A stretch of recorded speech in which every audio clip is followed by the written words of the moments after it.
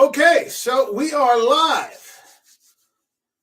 Welcome to An American Werewolf in New Jersey. I am the American Werewolf. Today is the 2-year anniversary of An American Werewolf in New Jersey, and it's been a hell of a ride. I can't even begin. I mean, over 150 episodes, so on and so forth. I don't want to get into it too much because tonight at 8 p.m., we're going to have a massive live stream going on at 8 p.m. tonight for the 2-year celebration of this show.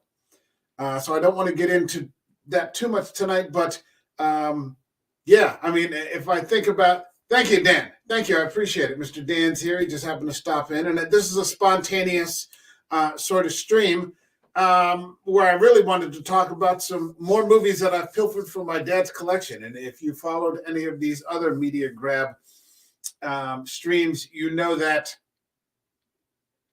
my dad is not a movie person as much as I am. He is like the opposite of that. And so I bought him massive collections of films and DVDs and Blu-rays that he just absolutely does not watch. So at one point, I think after several decades recently, I came up to him and I said, would you mind if I take a couple of these? And he just looked at me. He goes, fucking take all of them. He's like, I never watched any of them to begin with, you know? He's like, I appreciate you buying them for me, but yeah, I don't watch them. He's like, nowadays I just watch game shows and a little bit of news and that sort of thing. My dad's like 84 now, so, he's not sitting down for like these 3-hour tropes like I do. But I grabbed some more movies, and this is actually Media Grab number 3. So let me change the title of that real quick, and then I'll start getting into some of the good old-fashioned titles that I grabbed, because I got some pretty decent ones this time.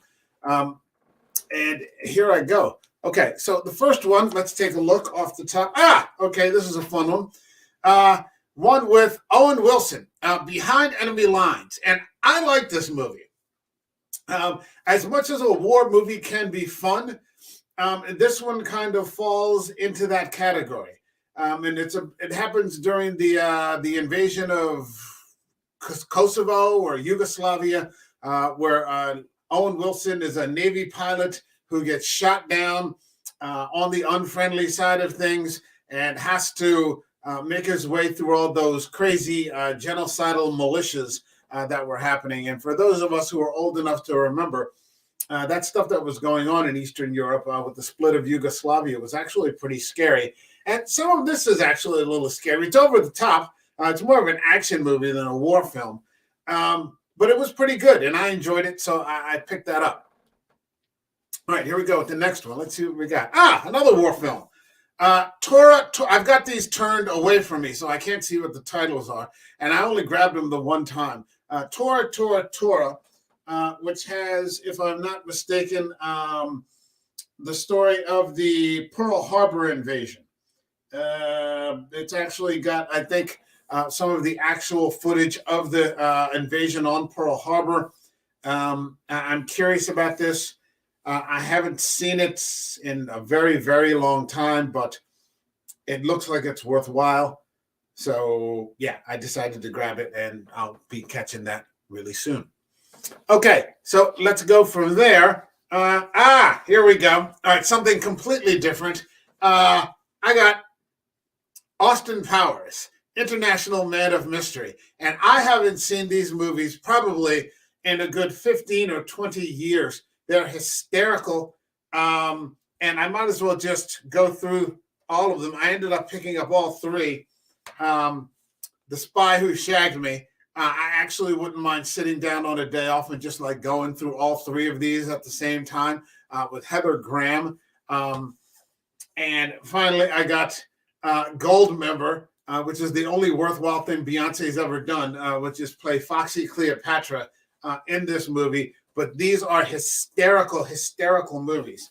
I remember the scene in The Spy Who Shagged Me, where they're looking at the silhouettes in the tent. It looks like they're shoving a tennis racket up Austin Powers' ass, and like the guard is like vomiting. I was like in tears. I was laughing so hard, and it's a shame because they don't really make comedies anymore because comedy has become such a politically correct minefield. And people don't want to lose their careers. I mean, have you noticed that? Like, comedies have gone away. We don't have comedies anymore. If we do, I haven't seen any of them. Or you'll get something safe, like I think Julia Roberts and George Clooney just did another movie. And I remember because some friends of mine, we went to see Black Adam. And instead of Black Adam, I accidentally bought tickets to the Julia Roberts movie and didn't realize it. So they gave me the ticket, and we went in there and got our popcorn and sat down. And all of a sudden, I'm like, I didn't know George Clooney was in the Black Adam movie. And I'm like, wait a minute, this is not. And we walked out of there, and I'm like, yo, man, I talked to the manager. I'm like, I can't watch a Julia Roberts movie. So they gave us tickets for the Black Adam movie, but we had to wait like an extra hour. But it was worth it to not to have to actually watch that. But yeah, I mean, that's the only kind of comedy you can get. Maybe some sort of rom-com, for older crowds, that sort of thing. This kind of comedy, it doesn't exist anymore. If it does, I don't know where they're distributing it, and it's a shame because these are all-time classics. So I'm glad to have picked it up. Okay, the next film. Here we go. We're going with some John Frankenheimer, and we're going with his remake, and I believe he was the director of the original with Frank Sinatra and Henry Silva, and I can't remember who else was in it. I'm talking about The Manchurian Candidate, and this stars Denzel Washington, Meryl Streep, and Liev Schreiber. And I remember specifically watching this and just being absolutely creeped out by that. I don't like movies where there's not really anybody to root for, or those movies where it seems like the whole world's against you. I don't like those. But this is, I mean, it's Denzel Washington. So yeah, I picked that up. This was a Demme movie, Jonathan Demme. It wasn't Frankenheimer. Jonathan Demme directed this. So okay, yeah, another classic. And really, really good stuff. Okay, next one. Something a little more serious. The Hotel Rwanda. And those of us who remember also the invasion of Kosovo and Yugoslavia also remember the genocide that occurred in Rwanda in the early or mid 90s. And what a horrible thing that was.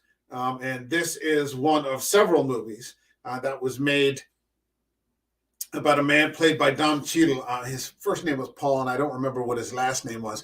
But he had a hotel. He was a hotel manager. I think he was the manager of the hotel.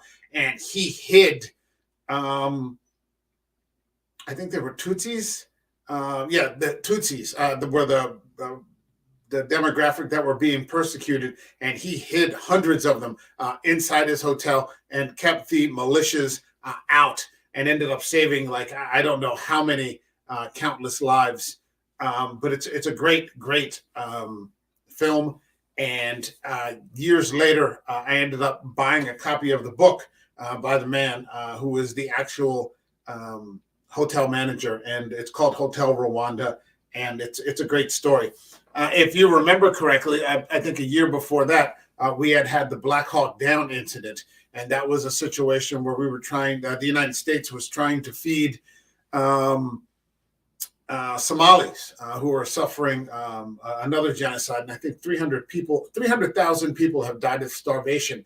But I think within 6 weeks or something like that, somehow the whole country turned against us, and it turned into the Black Hawk Down incident. And I always thought that if that hadn't happened, or if it hadn't gone in that direction, then, when the genocide had broken out in Rwanda, they may have got a more powerful response from the West. But as it was, nothing happened, and it just kind of played itself out, I think, over the course of like 2 or 3 months or 80 days or something like that.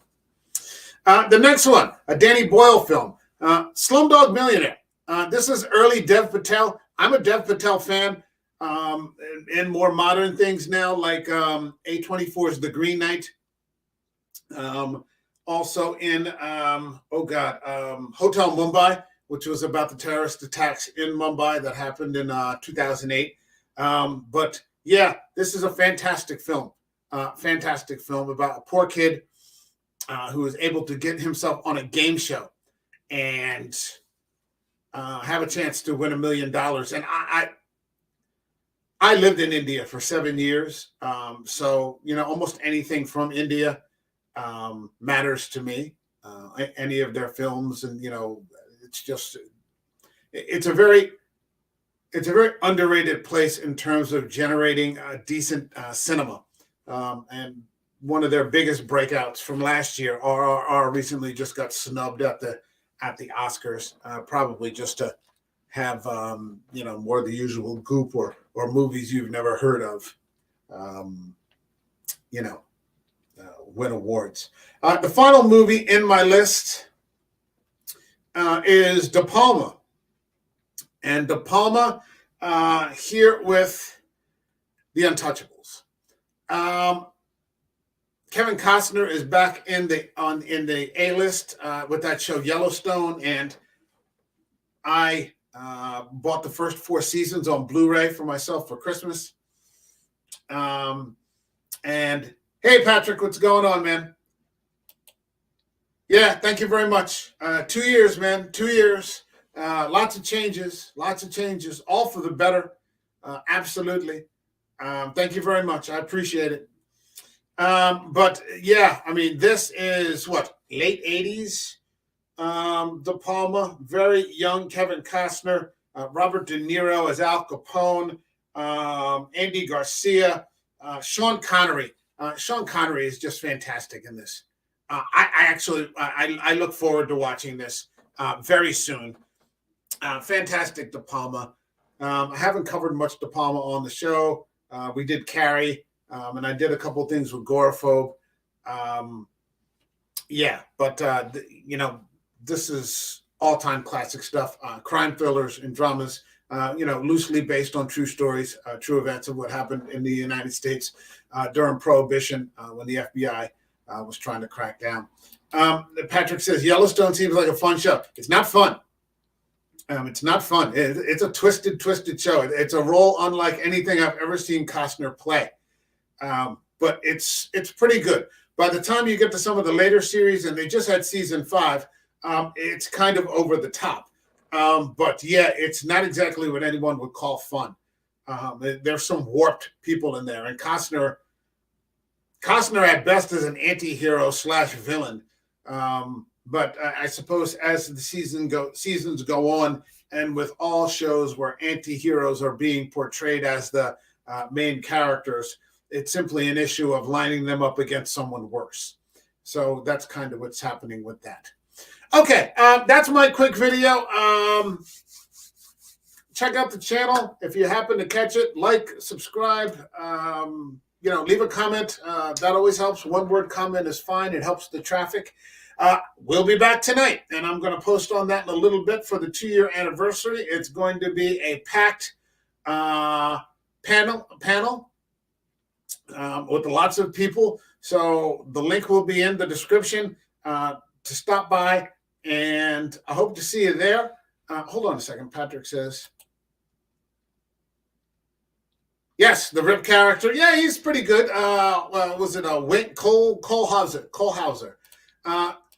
That's right. IFC Midnight will be here this Sunday as we discuss I Trapped the Devil. And I'm actually going to be hosting that one myself, which is the holidays are past, but it's still a good winter movie. We haven't had any snow yet here in New Jersey, but we'll be here. Yeah, Dan, tonight, stop in, 8 o'clock, even if you want to stick your head in for 5 minutes. And then on Sunday here, also 8 p.m., I Trapped the Devil. All right, that's it for me. I'll see you guys tonight at 8 p.m. All the best, everybody. I got some things to do. I got to hit the gym and do all that kind of crap before the stream tonight. All the best, everybody. Go watch yourself a good movie in the meanwhile. All right, take care. Peace.